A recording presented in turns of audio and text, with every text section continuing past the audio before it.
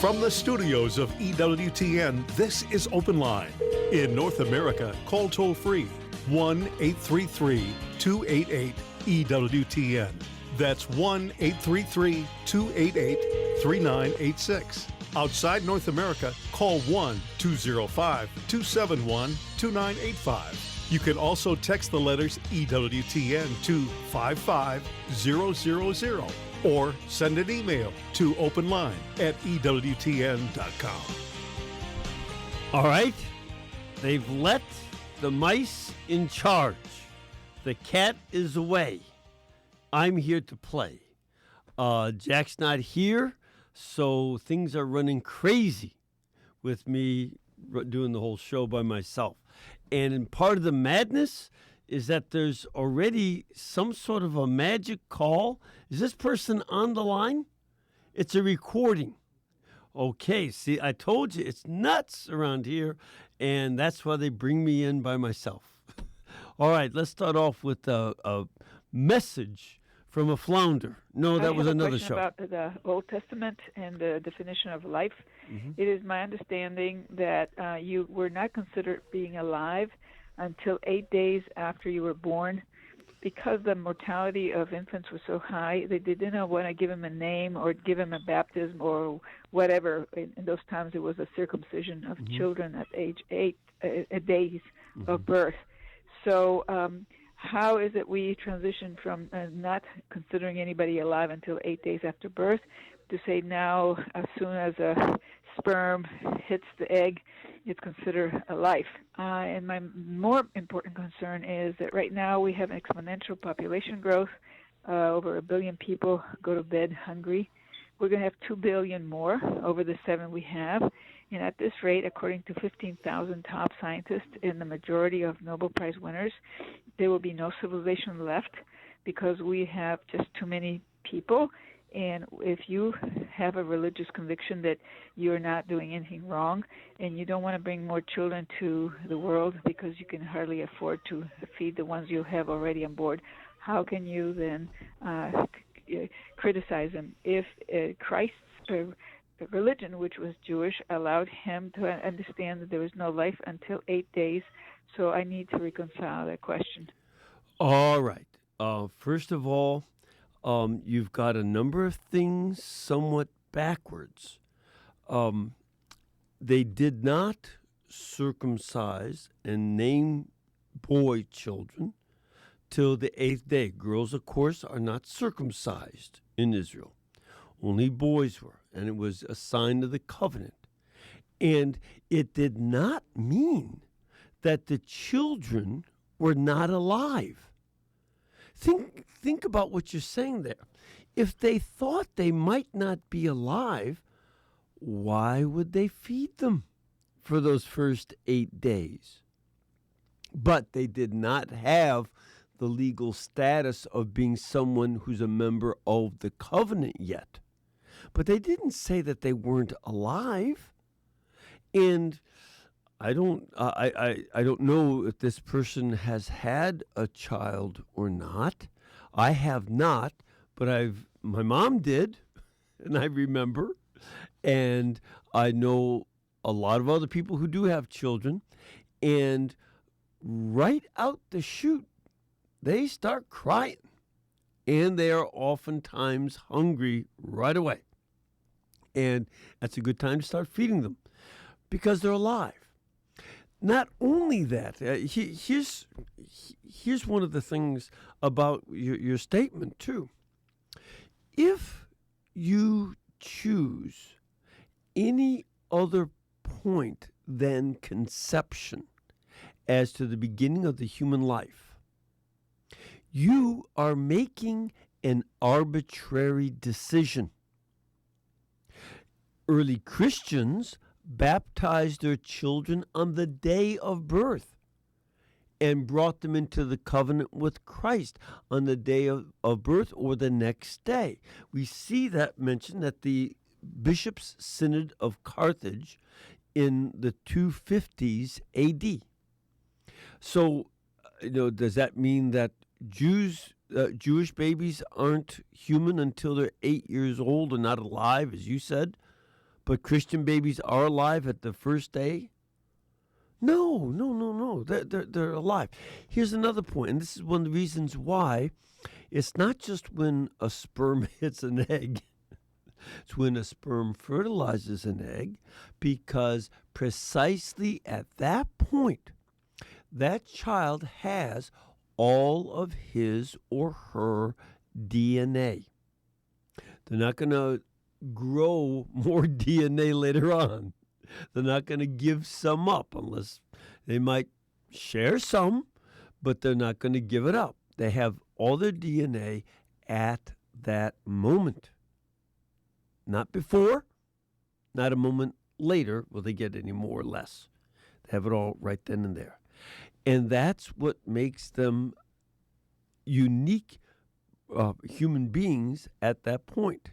Now, what you do see is that some of the fathers of the church argue that they do not yet have a rational soul. They weren't so sure of these things. We know a lot more today because of the kinds of research we can do in the womb. But we know that they are dreaming very early on. We know that by the time most women know that they are going to have a child, that it's fully formed, usually by 2 months or so.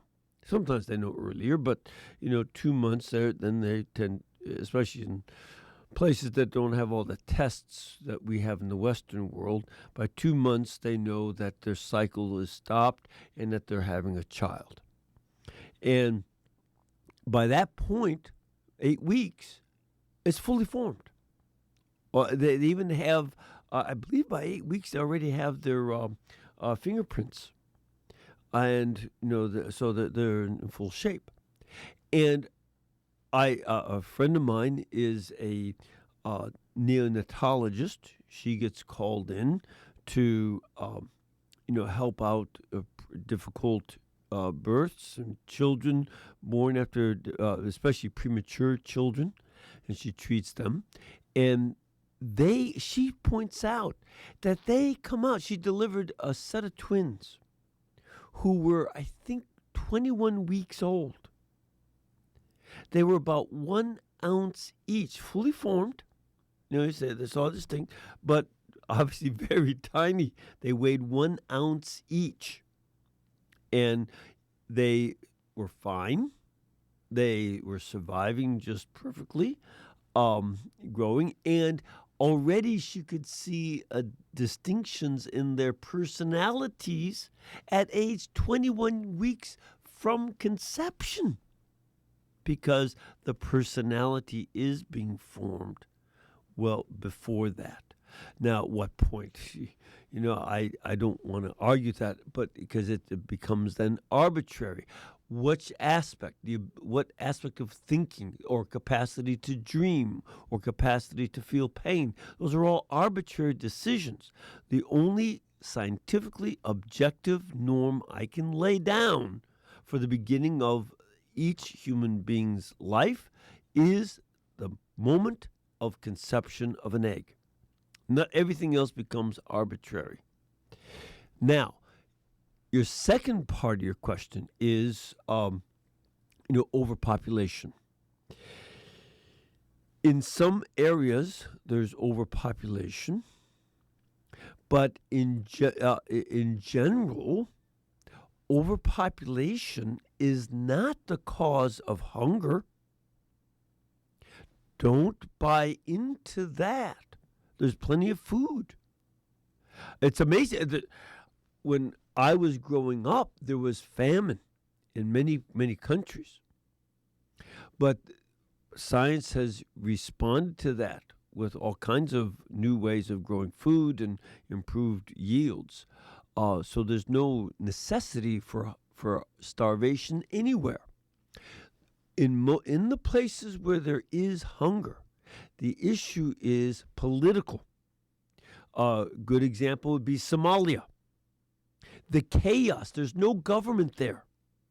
In other places, there's no government. The governments have collapsed. That was the basis for most of those bans without extra examination, because there's no government to give out passports to check on people, etc. And there's mass starvation going on because of politics. And whether that's in Syria and Iraq, or whether it's in Somalia or other places. So that's one issue. Secondly, it's also important to note in many countries the population is shrinking. In Russia, it shrinks by 1 million a year. Or Japan is shrinking. Western Europe is shrinking, except for immigration. And it will be shrinking in many other places because of abortion, which I'll have to get back to when we return.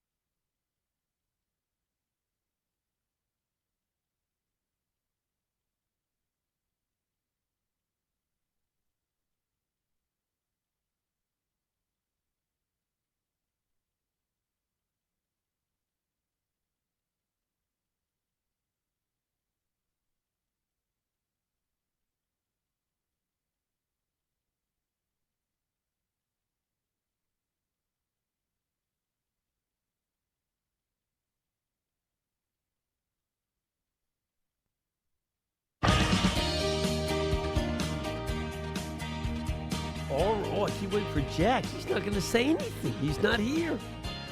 So let me just finish up the last point one little bit. There are lots of places where the population is falling. Russia is about 1 million a year decrease. And Japan admits to 500,000 a year decrease, but it's probably higher. In Western Europe, the birth rate is way below replacement and is declining. Even Iran, which had a burgeoning birth rate, now they're declining. And this is true in many other places in Europe. In China, and yet because of their one-child policy, they have a new crisis. There are about 40 million men for whom there's no woman to marry. Why not? They aborted the girls. And in that population, they just don't have. So what are they going to do? This is a problem. That's one of the reasons why, since they aborted girls that would normally have married the boys, they have a high rate of sexual slavery and prostitution as a result. It's horrendous, but that's the reality.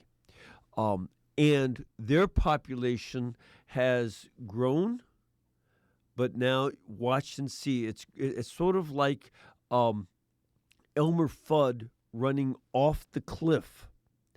And only after he's a good distance away from the cliff does he realize he's outrun the cliff, and then he'll fall down. That's going to happen in China because there are no women to marry. They can't give birth. In India, it's 45 million men for whom there's no woman to marry. They also abort because they prefer sons over daughters, and you end up with neither.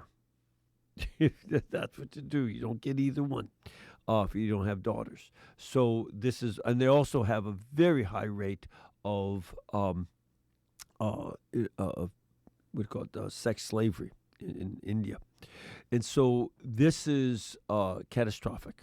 It's catastrophic, and you'll see India's and China's population go into steep decline over the next 20 some years. So what we're going to see is ultimately, I don't know the population rates in Japan, in Africa, and other parts of Asia, but in general, it seems to have slowed down quite a bit everywhere. So this is going to be a new problem. I know that there are people like Peter Singer who want there to be only 5 million people, and the former Secretary of State, he was under Nixon. I forget his name. It'll come back to me. Kissinger. Kissinger said he wants it down to 50 million people worldwide. 5 million was the population during the Chalcolithic period, about 5,000 BC. Who do these people think are going to get their latte for them? At any rate, there'll be huge problems from population decrease coming up, and it'll end up, and there's also plenty of folks predicting a population winter. So brace yourselves, you younger people. All right, now let us go on to Lelise. Lelise, is that right? I'm Leslie. Oh, Leslie. I think somebody here has dyslexia. They put the letters around. No, seriously, they have you Lelise, but it's Leslie. Well, that's easier. Yeah. So, what can we possibly do for you? Oh, I've been wanting to ask you this so long. Okay. Go ahead. Chapter 1 of Luke, verse 34, Mary says, "How shall this be, since I have no husband?" Mm-hmm. In chapter 1, Luke, verse 18, Zechariah says, "How shall I know this, for I am an old man?" Now, I, of course, agree that Mary's yes was 100%, and she's sinless, and yes, I agree. But the two questions sound so identical. Why is his not considered a yes, and hers is? Well, again, what's his question? How will I know this? Her question. Well, I'm an old man, he said. Yeah, right. I'm an old man. How I know this? He's asking for proof that this is going to happen. She asks for instructions. How shall this be, since I know not man? Okay. That's the difference. She wants to know instructions. What do I do next? And he's saying, how will I know it? So he wants a sign. So he gets a sign. Okay. He gets a sign. The sign is he can't talk for 9 months. I have no idea how that related to the prayers of his wife. Could have been the answer to her prayers, for all I know. But at any rate, he's looking for proof or a sign. She's not. She's saying, "What do I do?" That's the difference. Awesome. Make sense? Okay. That's great. All right. Well, that was easy. All right, now let's go over to Linda in Monroe, Ohio. Hello, Linda. Hi, Father Mitch. Where is Monroe? Monroe is halfway between Cincinnati and Dayton, Ohio. Oh, sure. Okay, I know that area, that corridor. I should know where that is. So, what? I used to teach in Cincinnati. So, what is your question? My question is, are you going to publish an English translation of the Koran? And if so, when? No, I'm not. And here's why not. I'm anxiously awaiting the research being done right now in Europe. I don't even know where, because all the scholars doing it are doing so anonymously because they fear for their lives. But they are doing research right now on manuscripts, ancient manuscripts of the Quran. I'm reading what they write. Some of them use pseudonyms. They won't use their own names because they would be at risk. Maybe when they get closer to dying, they'll give their name. But at this point, they don't, because it is forbidden, according to Islam, to study the textual tradition of the Quran. You can't study, compare one text to another. They try to say that there's only one text, and that is the miracle of Muhammad, that he came up with a perfect book. The problem is there are multi-versions of it, and there are highly problematic issues with the texts. There's the text that is usually printed is the standard text from, I think, 1922 in Cairo, the 1922 Cairo text. But that's 1922 AD. That's not very long ago. That's my dad was a year old. There was a great discovery just a few years ago in Yemen of an ancient mosque, and in the ruins of the mosque they found an ancient copy of the Koran. The German archaeologists who discovered that took microfiche photos. They weren't allowed to show anybody, but they secretly took microfiche photographs of it, smuggled it out of the country in the heel of their shoe, and they published it. And you can take a look at their initial research in some articles in the late 1990s, Atlantic Monthly. Just look up Atlantic Monthly and Ancient Quran. But then, after they discovered that, there also was a discovery of 2 sea chests full of manuscripts, ancient manuscripts of the Quran. And these were discovered, they were collected by Jesuits. They had been in the Jesuit community, which got bombed in World War II by the Allies in Munich. But what nobody realized is that there was a sub-basement. Now, the basement was destroyed, but below the basement there was another level. And as they were excavating to make a new building over that spot, they discovered the sub-basement and the 2 sea chests. Those are being studied right now. So what we're doing, what I'm not part of this, but what those scholars are doing is coming up with a critical edition of the Quran. We have that for the Bible. My Bible gives, in the bottom, what's called an apparatus.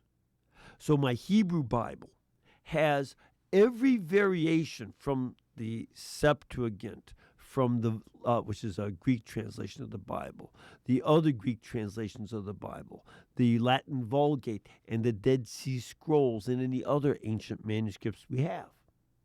So we have those variations, and we study to see what is the best reading. Same thing in the New Testament. I have an apparatus for my Greek because there are about 5,000 ancient manuscripts of the New Testament. And we look at them and study and see what's best among those manuscripts. That has been forbidden to be done with the Quran, but these scholars in Europe are doing that. So let's wait and see what's going on with that before we jump into me doing any translation. How does that sound? So it's going to be quite a while then before we see an English translation.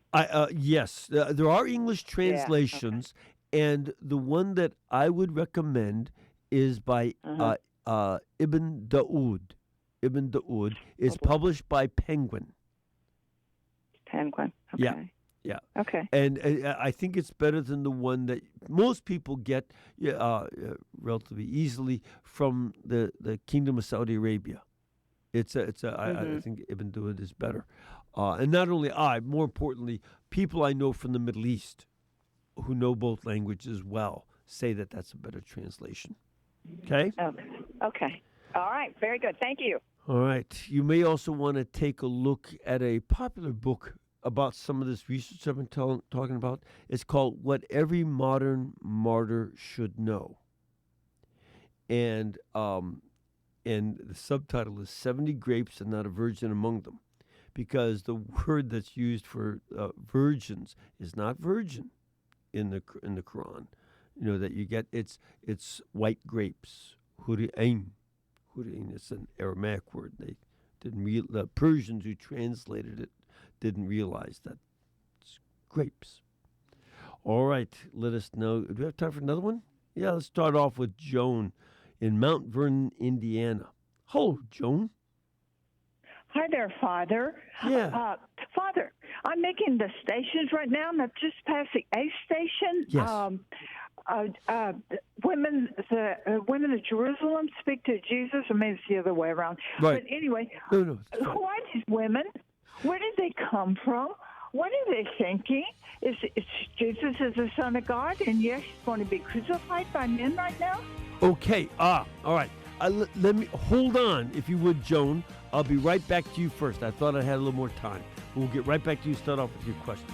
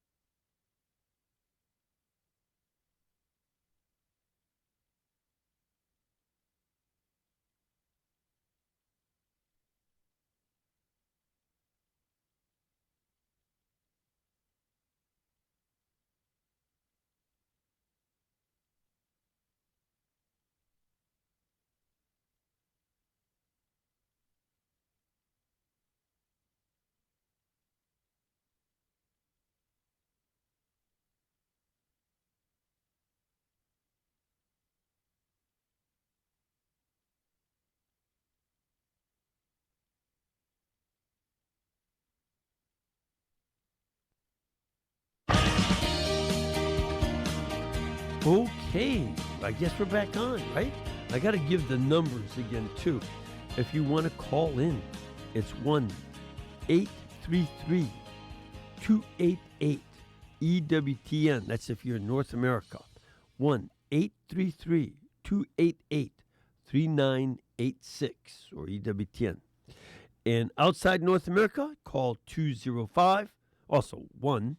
You have to call 1. Outside North America, that's our country code. Why? Because we were the ones who invented the phone. Well, one of our people did.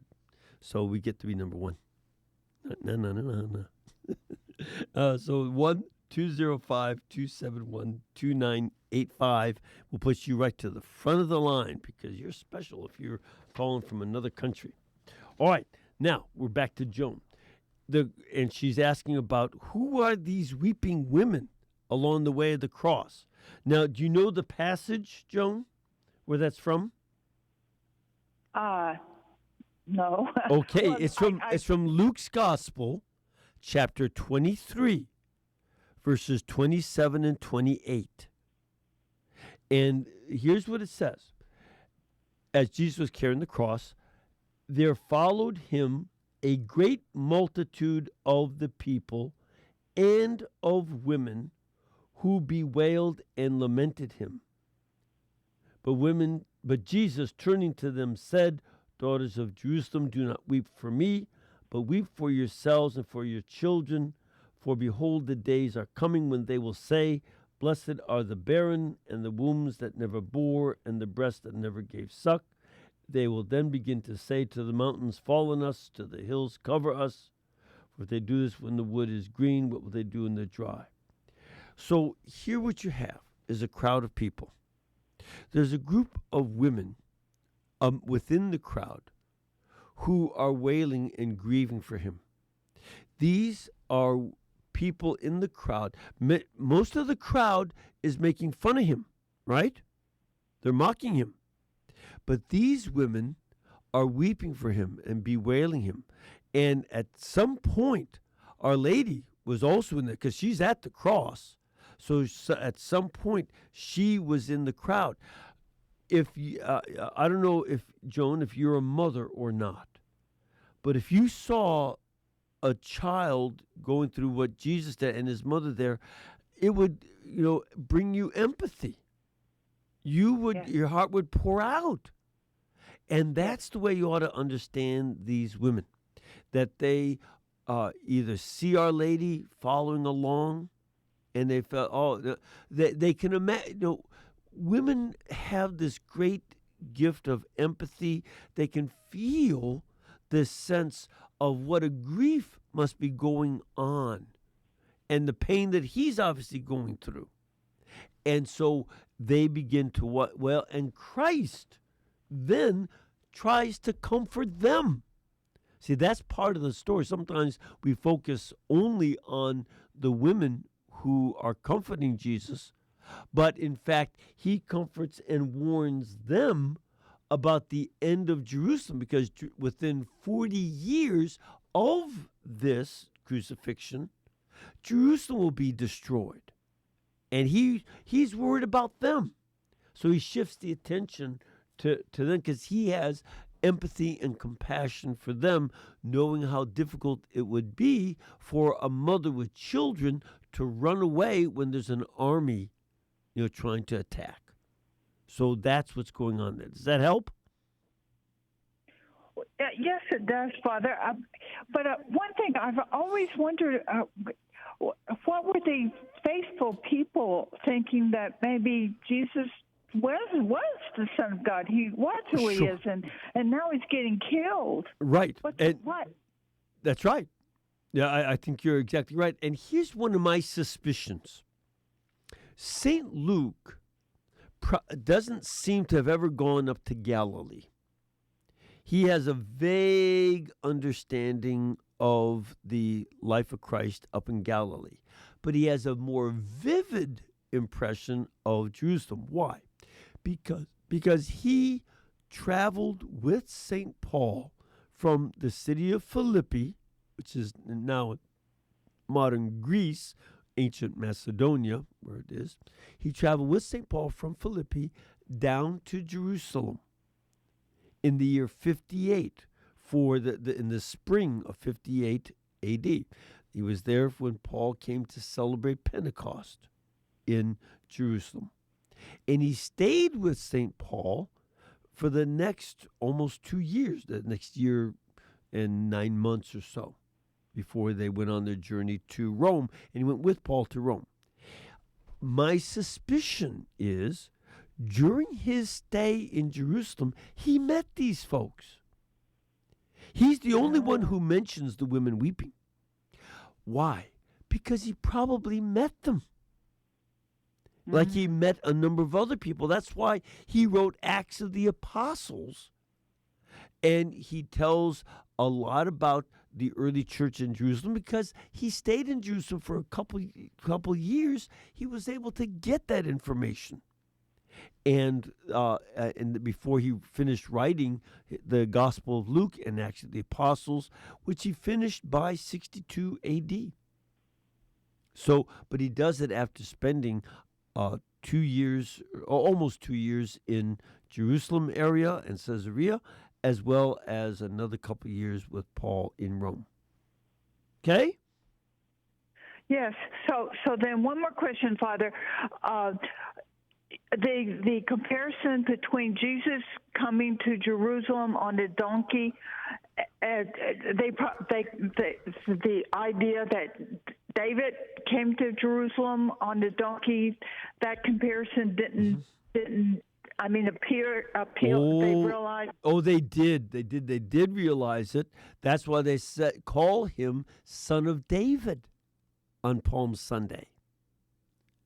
Look at those texts again about Palm Sunday. You see, they call him Son of David. They very much made that link. Okay? Oh, yeah. Well, thank you, Father. You're so You know a welcome. lot. Well, we're trying to, I always tell folks, the people of God, by contributing to the Society of Jesus, made my education possible. Therefore, my education belongs to you, and I'm just here to do what I can. All right, now let us go over to Chester in Houston, Texas. Chester, how are you? I'm fine, Father. How you doing? Fine. Well, did you know that that's my middle name? Father? No, Your Chester. middle name's Chester. Don't act like you're from New York. Well, I'm from Texas. Anyway, well, maybe that's Well, what I got there. But yeah, my middle name is Czesław, and they translate that into English as Chester. So what can we do for you? Well, the question is the translations of the Bible, and when they translated the Vulgate into English, weren't there a lot of people who lost their head over that? No, I don't know of people losing their head for doing that. There was King Henry VIII, I think, executed some people for doing the Matthew Bible translation in the 1500s. I don't know about Tyndale. I don't know if there were any martyrs. That there might have been. I just don't know that history. But I also know that there were other translations into English done before Martin Luther came around. I don't know if you knew that. But between, the printing press was invented in the 1450s, right? Right. First thing they published was? Well, the Bible. Right. Probably And- the Vulgate. Right, the Vulgate, the Latin text. But by 1520, so within about 65 years of the invention of the printing press, 120 editions of the Bible in modern languages, French, Polish, German, English, Italian, were all printed with the church approval. Okay. The problem was at times was if a translation was a mistranslation for the sake of promoting false ideas. That's when they had problems. So that's why the So Douay that's like- Reams, which came out before the King James Bible, by the way, beat it by 2 years. The Douay Reams was published in 1609, and that was totally approved by the church, encouraged by the church to come up with a better translation. And the King James came out 2 years later in 1611. Okay. So it we do- depended on a variety of things. There were some people who surreptitiously were translating and mistranslating the Bible for various reasons. The Waldensians and a few others did that, but and the church condemned that. But in terms of other translations into the modern languages, they encouraged it. And you see, there are papal statements. There's a series called "The Church Teaches" on the and one volume in it is when the church teaches on social justice. The church teaches on the Bible. In that one, you can see papal statements all through the Middle Ages encouraging priests to learn Latin, Greek, and Hebrew and to translate into the modern languages so the people would know it. They wanted people to know it, and that's why the popes gave indulgences if people would read Scripture. They're trying to encourage Scripture reading. Does that help? Okay. That helps a lot. I got one other question. Yes. Is okay. Now, Saint Jerome translated the The Vulgate. Septuagint into the Vulgate, and also all the Gospels that are Right. around from Nicene Creed. Well, actually, the not quite. Saint Jerome used the Hebrew Bible and translated into Latin. He went from Hebrew to Latin. Not the Greek?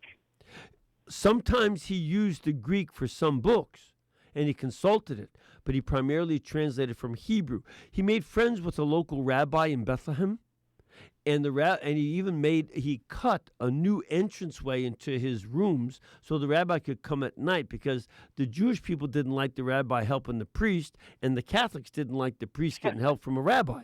So, but they liked each other, and they cooperated, especially on difficult books like Job. Yeah. But he used the Hebrew. Okay.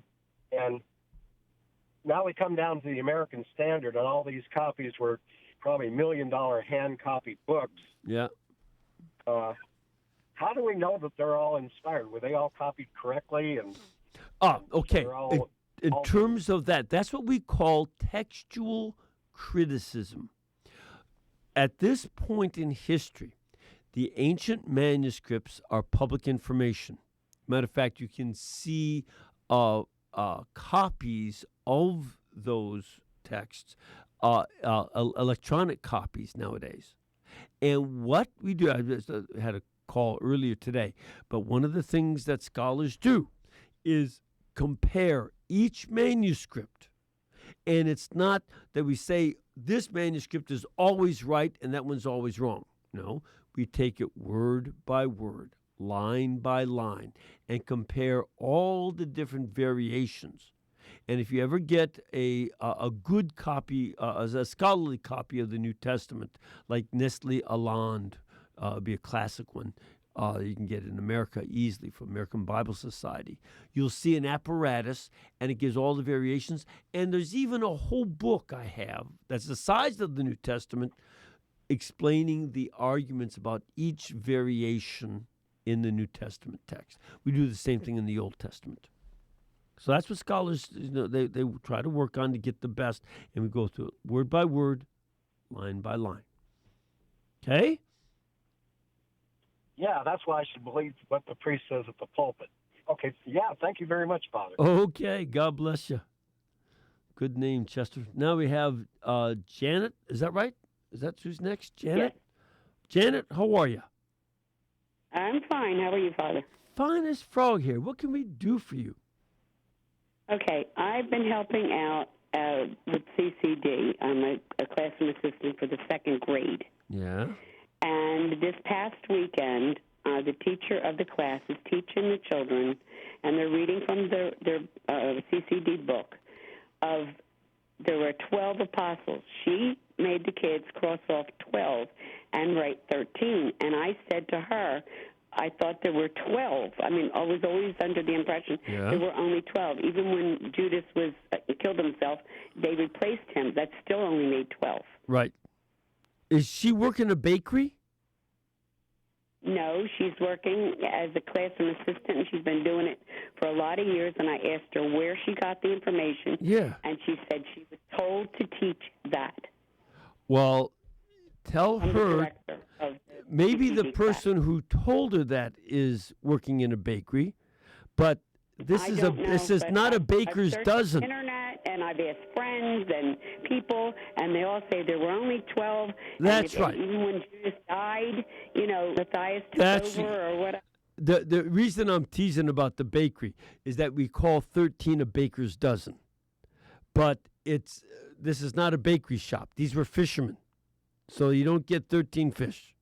You might get 13 donuts, but not 13 fish. It's 12. And the reason for the 12, I don't she needs to go to the person. You did the right thing in talking to her. She needs to go to the person who said that and said, give me the evidence. Who's the 13th? Did she say? I mean, I looked. I looked in the No. You're right. Everywhere, and can't find anything But that who indicates there were 13. Who does she say is the 13th? The teacher didn't know. She just says, I was told to tell the kids that there are 13. No.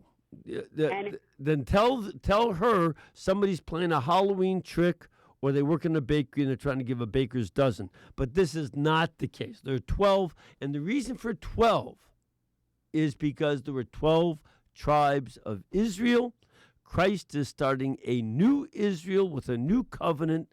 And so instead of 12 tribes, there's 12 apostles.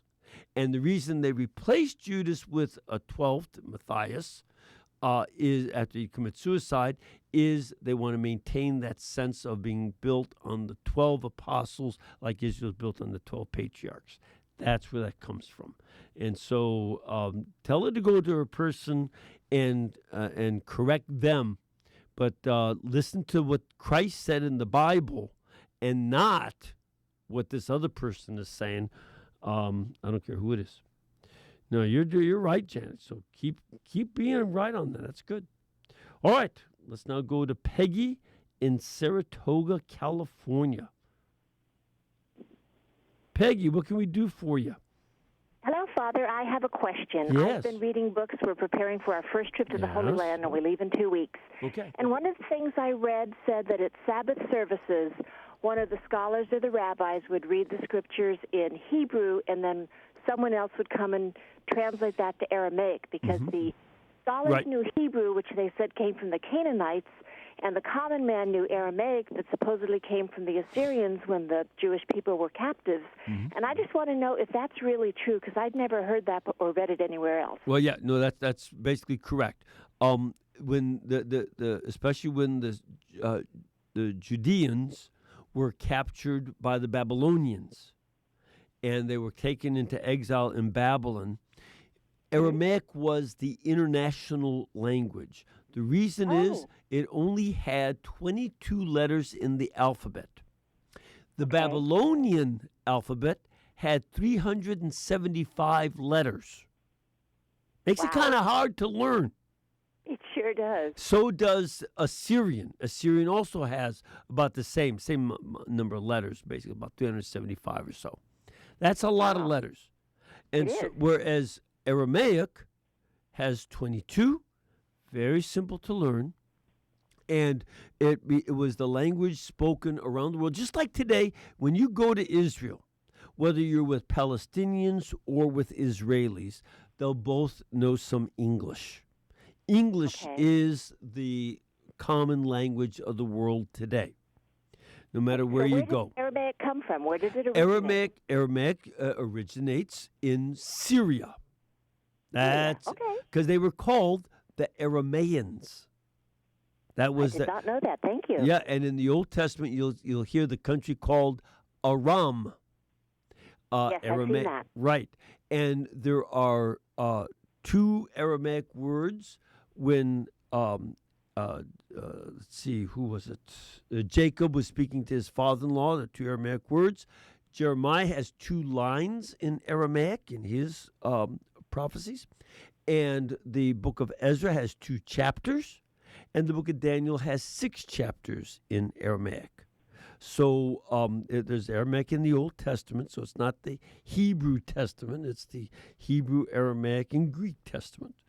And people, especially after the Babylonian exile, knew Aramaic as the common language, and they spoke it all the way down to, as a matter of fact, when I studied Aramaic, we had to read marriage contracts and letters from Elephantine Island in it's at the first cataract of the Nile.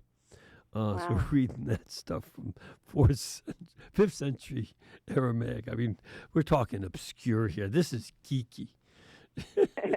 Well, I knew I would get the correct answer and even more information from you, so thank you so much. You're going to really welcome. help have a great trip over there. Of this trip for us. Oh, yeah. Check over at EWTN or at my website, fathermitchpacwa.org.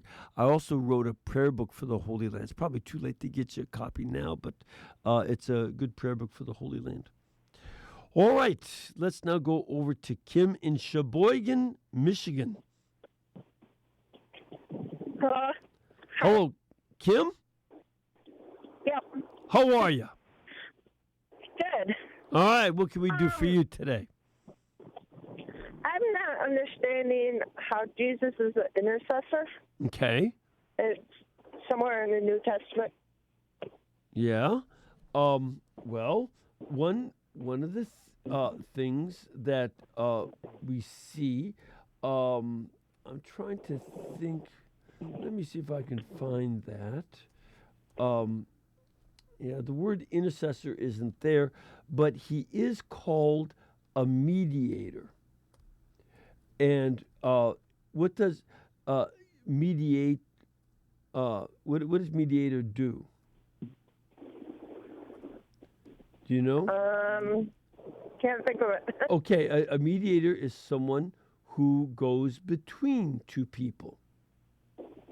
So that's why you see in 1 Timothy chapter 2, verse 5, there is one God and there is one mediator between God and men, the man Christ Jesus, who gave himself as a ransom for all. Why is he the mediator in between us? Because he's God and he's man. And in that way, he bridges the gap between God and humanity. He has a full human nature and a full divine nature. So he is the one in between us. You also see him called a mediator in Hebrews 9, verse 15, where it says that Jesus is the mediator of a new covenant, so that those who are called may receive the promised eternal inheritance, since the death has occurred, which redeems them from transgression under the first covenant. Also in Hebrews 12, verse 24, we also see that Jesus, the mediator of a new covenant, that he is the one in between us. And we also see how he stands at the right hand of the Father. What is he doing at the right hand of the Father? He is pleading for us. He's interceding for us because we're sinners. We also see another word that's used for Jesus. He is also called our Paraclete. Now, we're accustomed to the Holy Spirit being a Paraclete. But in the first letter of St. John, chapter 2, verse 1, Jesus is also called a Paraclete. What does Paraclete mean? It means counselor, in the same way that we speak about lawyers as being a counselor. In other words, a Paraclete is the Greek word for a lawyer, but a specific kind of lawyer.